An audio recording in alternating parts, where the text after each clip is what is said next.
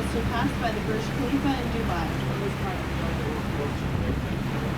On a busy day, on a windy day, it's possible for this tower to sway up to 3 feet in any direction.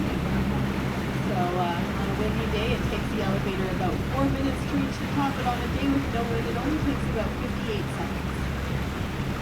The staircase is open to the public 3 times a year for charity purposes. And there's actually a record that's been set. It takes the average person about a half an hour to get to the top. But in 1989, local key officer Randy Joy set a record. His record climb is 7 minutes and 52 seconds. He was very in shape, I'm assuming.